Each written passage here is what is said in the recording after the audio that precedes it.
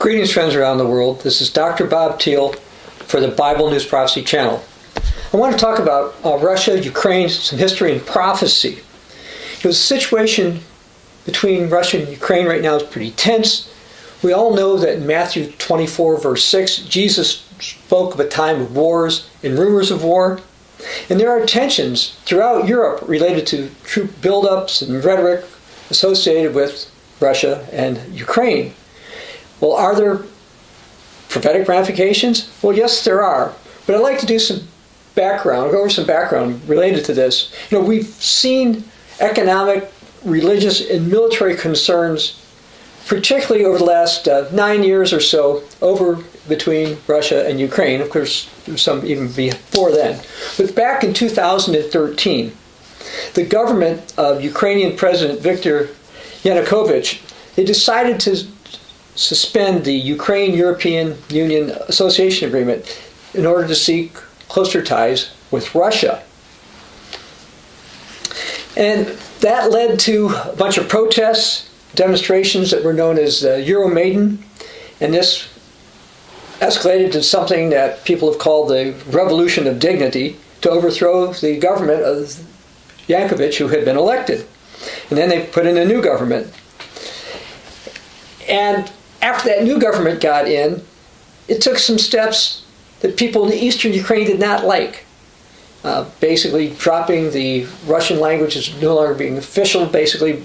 And so people in the eastern portion of Ukraine particularly, as well as other parts of Ukraine who were either ethnically Russian or spoke Russian, were offended by this, and this caused some problems, particularly in the east, in regions such as Donbass, as well as Crimea. Those areas tended to support stronger ties with Russia. And in 2014, Russia actually sent troops into Crimea, where it already had a naval base. Then later there was an election there, and the people there, according to the reports, voted to become part of Russia. Russia then later annexed Crimea, and the West has been upset about that ever since, and of course, so has Ukraine.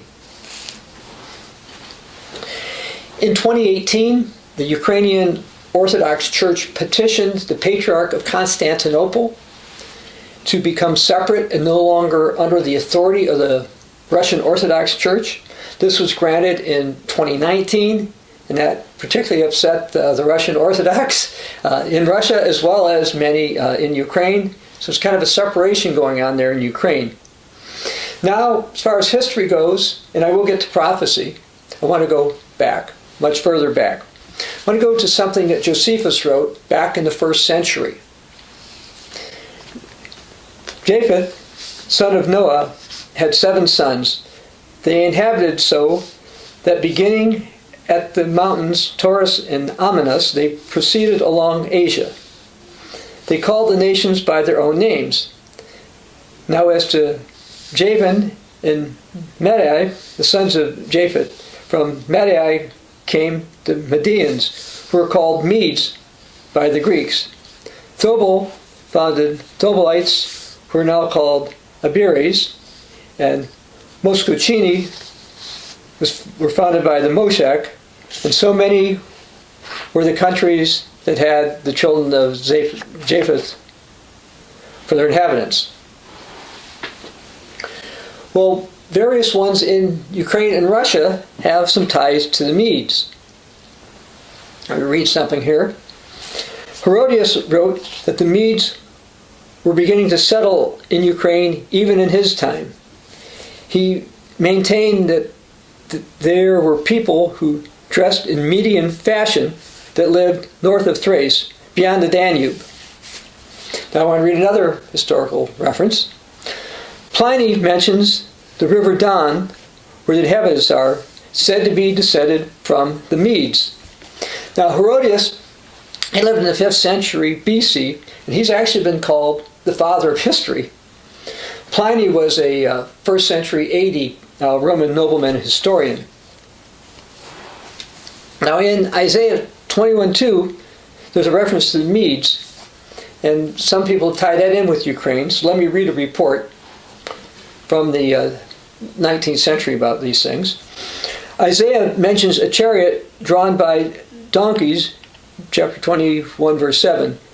And Herodotus, that the Medes used wild donkeys to draw their war chariots, both apparently referring to the dun variety, which can be traced even now in the Ukraine. So some type of a donkey connection here, specific ones. Now let's go to Isaiah 21, read a little bit about this, starting verse 2. Besiege, O Media, verse 7. And he saw a chariot with a pair of horsemen, a chariot of donkeys, and a chariot of camels.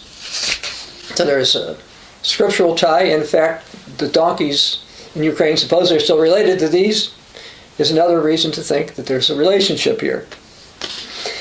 Now, some of the Russians, as I mentioned before, appear to be from the Medes. I want to read something from another historical account.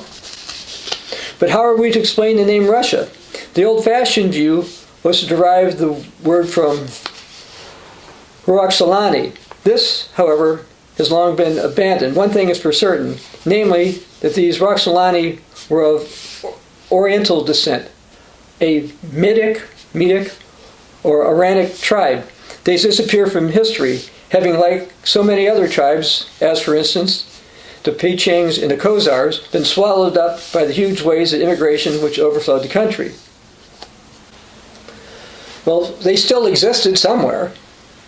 Now, there are a lot of disputes amongst academics as to who came from who, and so a lot of these things aren't completely clear. For example, if the Roxolani were Medes who went to Russia.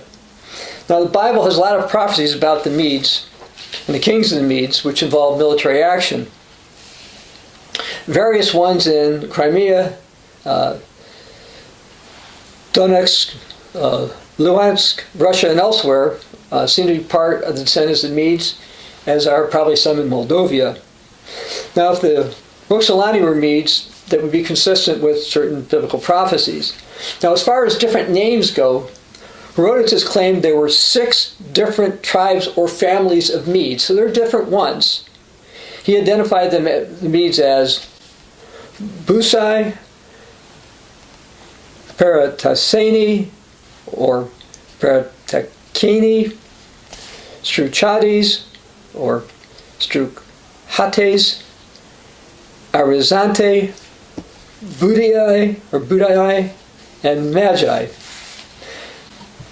Now, when you think of Medes, a lot of times people think they're just in Persia or modern Iran, but I want to read something that the late Dr. Herman Hay wrote about these things. It says, in Genesis 10:2, we have Madai, the son of Japheth, listed. Now, check an exhaustive concordance, you'll find the original Hebrew word translated into English as Mede or Midian is always Madai. Madai is the father of the Medes. The Medes used to be associated with the Persians. Today, there are no Medes left in Persia. The Medes are gone. Certainly, a great branch of the human family could not suddenly vanish from the earth. Indeed, they did not. Throughout South Russia, in Ukraine, 4 centuries before Christ, the Medes were beginning to settle. Here's what the historian Herodotus wrote of these people. They say they are a colony of the Medes. And yes, there are still Medes on the earth today. Now, it should be pointed out, there's at least one historian, George Rawlinson, he identified some in Ukraine, not necessarily as descended from the Medes, but from the Gimri or Alani, who were possibly Medes or possibly not. He wrote, the nations of Japhic stock, which were developed at an early date, are the Gomer, or Kiramirians, who possessed the Ukraine. He also wrote, the Alani in the south of Russia and Europe in modern Ukraine. Some regard them as Medes, others as Teutons.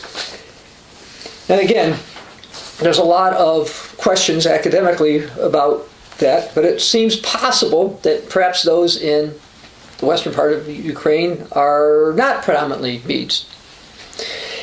There may be some type of split involving Ukraine.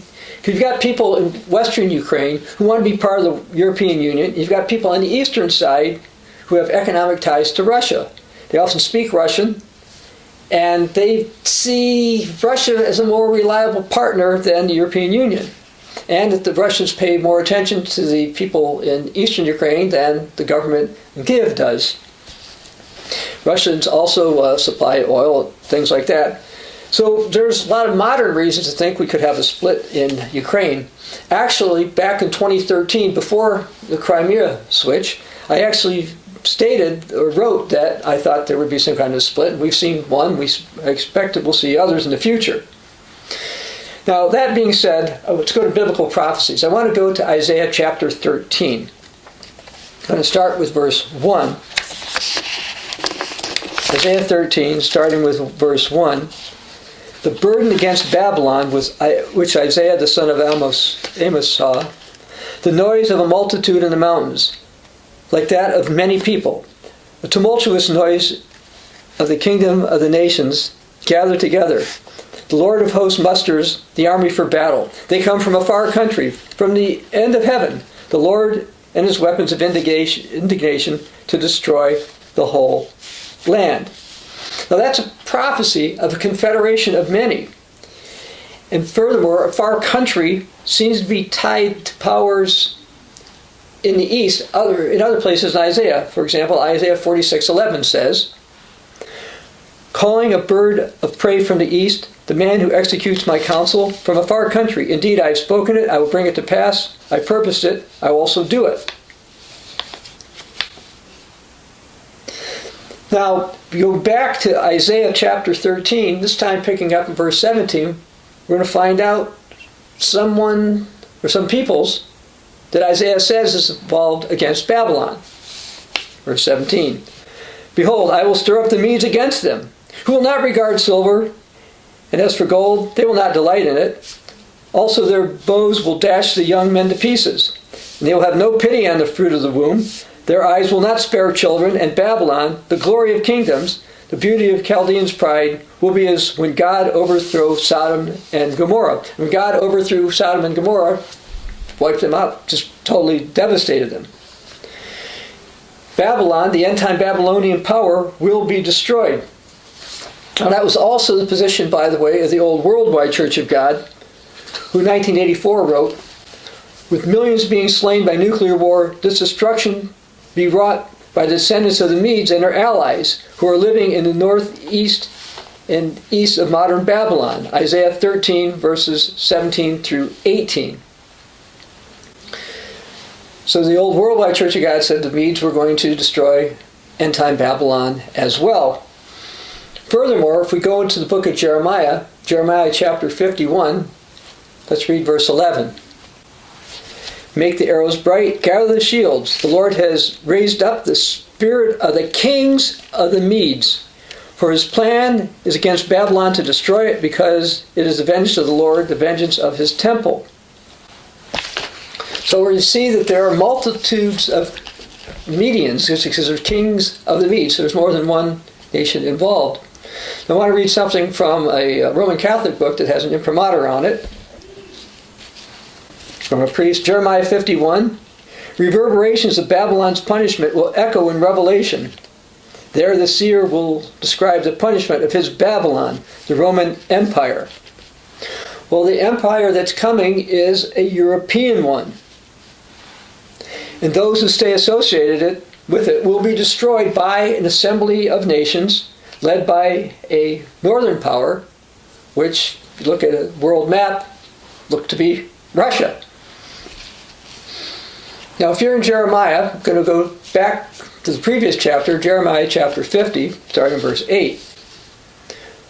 Move from the midst of Babylon, get out of the land of the Chaldeans, and be like rams before the flocks. For behold, I will raise up and cause to come against Babylon an assembly of great nations from the north country. And they shall array themselves against her. From there she shall be captured. Their arrows shall be like those of an expert warrior. None shall return in vain. So you see the north being involved. Now, in Ezekiel 38, verses 3 and 6, I want to read about a power that's got something to do with the north. O Gog, the prince of Rosh, Meshach, and Tubal, verse 6, from the far north and all of its troops, many people are with you. And in Ezekiel 38, verses 14 to 15, therefore, son of man, prophesy and say to Gog, you will come out of your place from the far north. And there are other references to Gog and Rosh, etc., being from the far north. And the far north would have to include Russia. The old Worldwide Church of God wrote, Ezekiel speaks specifically of Togarmah in the uttermost parts of the north. This is a clear reference to the Siberian branch of Togarmah. So we see the far north, it's got Togarmah, it's got Siberia. Well, Siberia is part of Russia. So we see that a Russian confederation is going to form. Now, Gog, Rosh, and Meshech, and Tubal, all associated with Russia. Furthermore, it won't just be Russians, there'll be some from Central Asia who are involved. Jeremiah 51, this time I want to start in verse 27.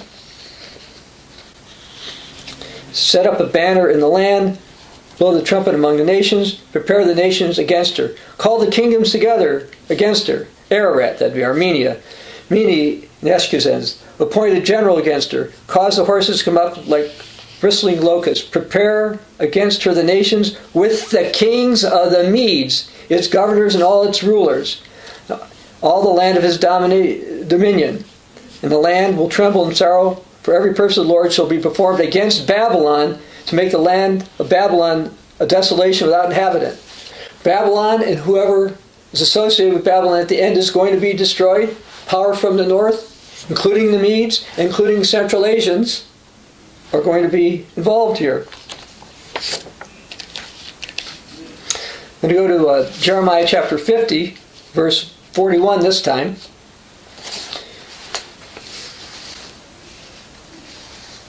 Behold, a people from the north, a great nation, and many kings shall be raised up from the ends of the earth. They shall hold a bow and the lance. They are cruel. They shall not show mercy.